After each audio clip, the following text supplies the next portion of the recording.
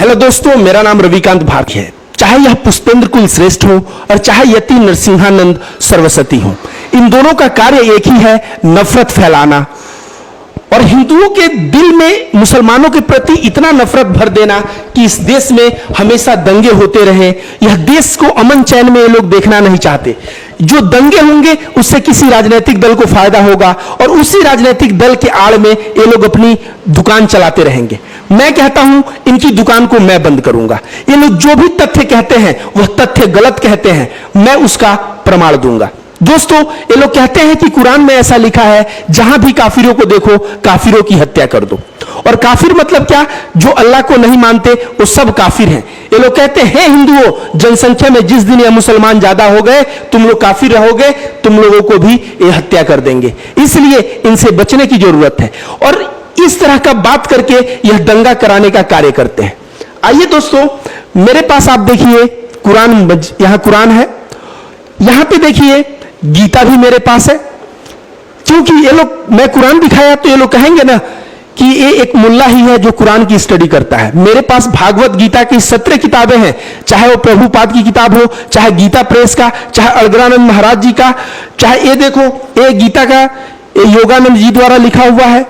तो मेरे पास गीता की 18 किताबें हैं। मैंने अष्टावक्र गीता, मैंने धर्म पे जितना अध्ययन किया है ना, मैं तुमको चैलेंज करता हूं तुम दोनों को, जिस जगह पे मुझे बुलाना हो, जिस डिबेट में मुझे बुलाना हो, मुझे चर्चा कर लेना और मैं तुम लोगों को असली औकात दिखा दूंगा।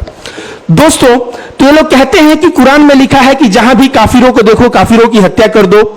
मैंने इसमें सूरह तौबा जो 9 है, चैप्टर नंबर 9, 5वां नंबर ये लोग आयत बताते हैं जिसमें लिखा हुआ है कि जहां भी तुम काफिरों को देखो हत्या कर दो। यह बात इसमें लिखा हुआ है।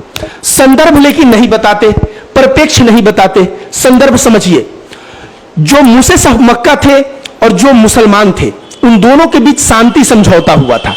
मूसे साहब मक्का इस शांति समझौता को तोड़ देते हैं। जब तोड़ते हैं तो युद्ध होता है और युद्ध के मैदान में कहा गया है कि काफिरों की हत्या करो। ये बताइए, कोई भी एक नेता रहेगा अपने सैनिकों से क्या कहेगा युद्ध के मैदान में?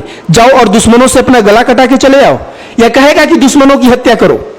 तो यहां पे वहां मुस्लिम और नॉन मुस्लिम लड़ रहे थे, तो नॉन मुस्लिम के लिए कहा गया, दुश्मन को कहा गया कि उसका हत्या कर दो। अगले आयत 6 में कहा गया है कि अगर कोई काफिर आपसे सुरक्षा मांगे तो उसको सुरक्षा प्रदान करो ताकि वह अल्लाह के शब्दों को सुन सके, उसे सुरक्षित स्थान तक पहुंचाओ। इसमें इस व्यक्ति की दोष नहीं है, यह अज्ञानी है। तो यह 5वां नंबर एक लाइन पकड़ लिए और उसी को पकड़ के अपने मन का जितना भी गोबर है, भड़ास है, इस सबको उसमें डाल के और हिंदुओं के दिल में मुसलमानों के लिए नफरत पैदा करने का कार्य कर रहे हैं। एक कभी भी आयत नंबर 6 नहीं बताएंगे जिसमें लिखा हुआ है कि सुरक्षित स्थान पे छोड़ दो। और परिप्रेक्ष्य अभी समझिए कि भारत और चाइना का युद्ध हो, सपोज करिए, और प्रधानमंत्री जाएं सैनिकों के बीच और कहें कि जहां भी चीनियों को देखो उनकी हत्या कर दो। तो यहां ताजमहल देखने कुछ चीनी आए हैं, क्या मैं उनका हत्या कर दूंगा क्या? प्रधानमंत्री ने युद्ध के मैदान में सैनिकों के लिए कहा है, वो नागरिक घूमने आया है पर्यटक बनके, मैं उसकी हत्या नहीं कर सकता। या अमेरिका में मैं जाऊं और शॉपिंग मॉल में हमको एक चीनी मिल जाए तो क्या मैं उसकी हत्या कर दूंगा? बिल्कुल नहीं। तो बात, शब्द जो होता है ना, शब्द में दम नहीं होता, दम होता है उसके परिप्रेक्ष्य में। भागवत गीता में अर्जुन को भगवान श्री कृष्ण यही बात, ऐसा कहा गया है कि अर्जुन और कृष्ण का जो संवाद है वो अर्जुन को कृष्ण ने क्या कहा वो अर्जुन ही समझ सकता है। हम लोग तो पढ़ते हैं, हम लोग शब्दों को पकड़ते हैं, भाव को नहीं पकड़ते। वही बात है, ये पुष्पेंद्र कुल श्रेष्ठ जैसे लोग, इस नरसिंहानंद सरस्वती जैसे लोग, ये लोग क्या करते हैं? ये लोग केवल परिप्रेक्ष्य नहीं बता के मुसलमान ये करेंगे। मैं कहता हूं मुसलमान जनसंख्या में ज्यादा हो जाएंगे तो यही हश्र करेंगे, चलो ये मानता हूं।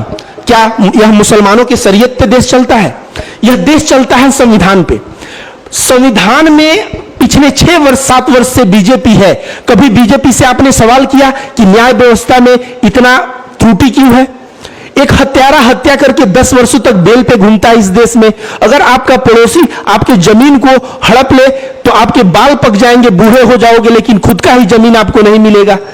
यहां फैसला आने में 10-10, 20-20 वर्ष लग जाते हैं। क्या यह फैसला शुद्ध और त्वरित न्याय नहीं हो सकता? 6 महीना या 1 वर्ष में नहीं आ सकता? इस देश में जरूरत है व्यवस्था परिवर्तन करने की। बाबा साहब अंबेडकर ने कहा, संविधान के समक्ष सभी लोग नागरिक हैं और कोई एक नागरिक अगर हत्या करेगा तो उसको सजा मिलेगी, कोई एक नागरिक घूस लेगा उसको सजा मिलेगी, कोई एक नागरिक किसी के प्रति नफरत फैलाएगा उसको सजा मिलेगी। तो इस तरह का बात बाबा साहब अंबेडकर ने संविधान में कहा। ये पुष्पेंद्र कुल श्रेष्ठ और यति नरसिम्हानंद सरस्वती जैसे लोगों को संविधान से भी नफरत है। ये लोग संविधान को संविधान नहीं मानते। क्यों? क्योंकि इनके जो आका हैं ये आरएसएस वाले लोग बोलते, देश जब आजाद हो रहा था तो गोलवालकर कहता है संकीर्ण मानसिकता वाले लोग देश को आजादी मांग रहे हैं। वह कहता है देश को लड़ने की जरूरत है मुसलमानों से, सिखों से, क्रिश्चियनों से, देश को लड़ने की जरूरत अंग्रेजों से नहीं है। भारत छोड़ो आंदोलन में वह जो है भारत छोड़ो आंदोलन का विरोध करने वाले ये लोग हैं। ये लोग हिटलर को विष्णु का अवतार बताने वाले लोग हैं। हिटलर कहता है जनसंख्या में जो नाजी ज्यादा है उसी को रहने का अधिकार है, ज्यूस को मारो। ये लोग भी कहते हैं जनसंख्या में हिंदू ज्यादा है, मुसलमानों को रहने का अधिकार नहीं है, मुसलमानों को मारो, मुसलमानों को देश से निकालो। इस तरह का इनका एजेंडा रहा है। इस तरह के विचारधारा के ये लोग हैं। ये लोग चाहते हैं मनुस्मृति को भारत का संविधान बनाया जाए जिससे महिला शोषण, दलित शोषण और अन्य वर्ग जो कम संख्या में लोग हैं उनका शोषण किया जाए। इस देश में लोकतंत्र है, यह असंभव है। यह तो असंभव है ही है। भारत के संविधान पे मैं कह रहा हूं, अभी प्रधानमंत्री नरेंद्र मोदी और जितने भी जीते हुए केंद्र सरकार के लोग हैं, न्याय व्यवस्था में एक रिफॉर्म चाहिए। जरूरत है न्याय व्यवस्था में रिफॉर्म करने की। आप रिफॉर्म करिए, आप देखेंगे देश में हत्याएं कम हो जाएंगी, बलात्कार कम हो जाएगा और देश में बहुत चीजें बदल जाएंगी।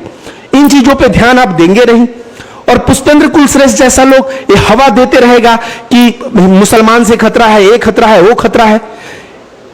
तुम्हारी दुकान को मैं चलने नहीं दूंगा पुष्पेंद्र कुल श्रेष्ठ। और याद रख लो, इस तरह का नफरत फैलाते हो, तुम्हारे हर एक बातों का जवाब मेरे पास है, जो प्रत्येक वीडियो के माध्यम से मैं देता रहूंगा। और जब जिस मंच में मुझे बुलाना चाहो डिबेट के लिए, मैं रविकांत भारती तैयार हूं तुमसे डिबेट करने के लिए। तो दोस्तों, बातों को समझिए। अगर बात को नहीं समझेंगे, हिंदू और मुस्लिम में लड़ेंगे, फायदा होगा राजनीतिक दल को। ऐसा कोई भी धर्म नहीं सिखाता कि हिंदुओं को मारो, या हिंदू धर्म नहीं सिखाता मुसलमानों को मारो। लेकिन ये जो है पुष्पेंद्र कुल श्रेष्ठ जैसे कुछ कट्टरपंथी लोग हैं, यह चाहते हैं कि हिंदुओं को कट्टर बनाया जाए, मुसलमानों को मरवाया जाए। तो इस तरह का कार्य जो है कदापि होगा नहीं। क्यों? क्योंकि हिंदू समझदार है, हमारा हिंदू समझता है बातों को। बहुत बहुत धन्यवाद।